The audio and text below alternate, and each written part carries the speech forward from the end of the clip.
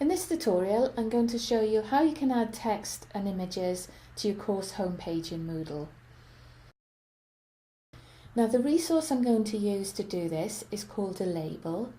Now, a label has multiple purposes. Just to give you some ideas of how you could use it, I'm going to show you a few examples. Now, in this course information area, you can see at the top I've got some introductory text and I've got an image to the left hand side of it. And I've done the same thing now in my week 1 topic area.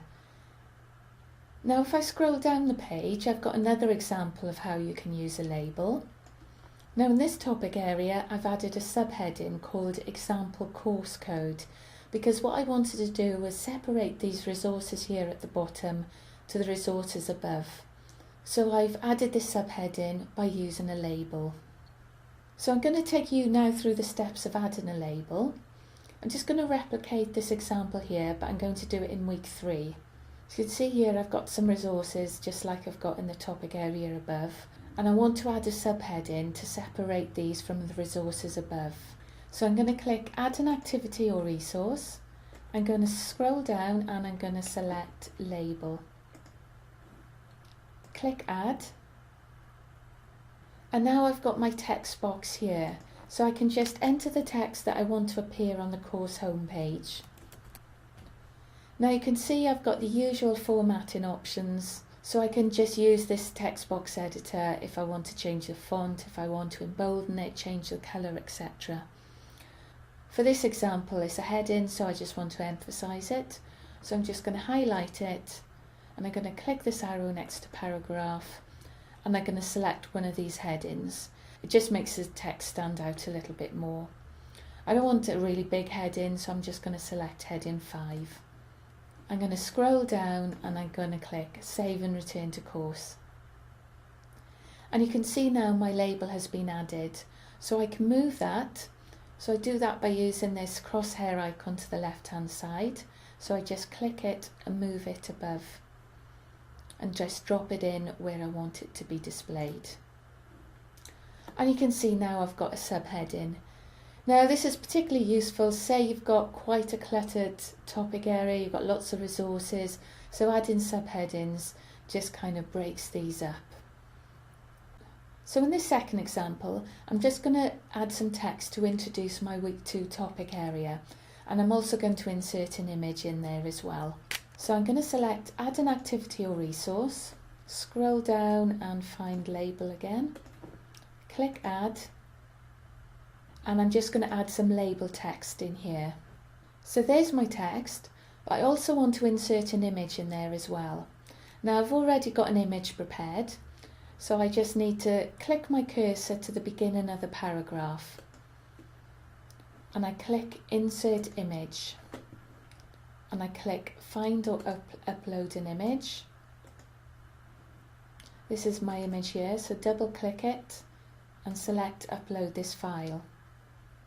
For accessibility purposes, I need to enter an image description, and I'm going to click Insert. So you can see now my image has been inserted into my label text. But to make this look a little bit better, I want my text to be wrapped around the image. So to do that, I need to go into my image properties. So if you click on the image and select the image icon again, and I'm going to click on this Appearance tab here. Now I want the image aligned to the left of the text. So if I select left, obviously you can select right as well if you want your image to the right of the text. Now I also want a little bit of space in between the text and the image, so they're not squashed up too much together.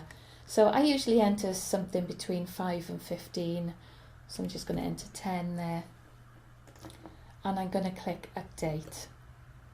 And you can see now that my text has been wrapped around the image quite nicely. Now I might want to resize the image, so to do that, if I click on the image and I just click this box on the right hand side and I just resize it by dragging my mouse. So I just let go. Maybe I just want to make it a little bit smaller again. I scroll down, click Save and Return to Course.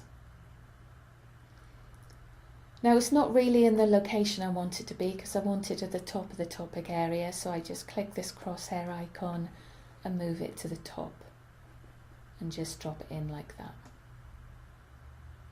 Now what you'll notice is, because you've got editing right, you have all these editing icons here. So how you see it there is not always an exact true reflection of how a student sees it.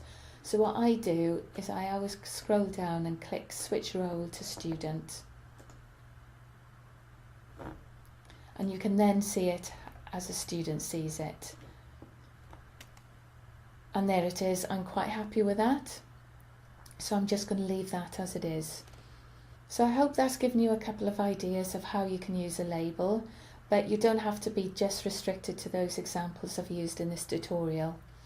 You can add other things in there. You can add videos, for example. You can just add some white space, and you would just use the text box editor to do that. So I hope that's been helpful, and thank you for listening.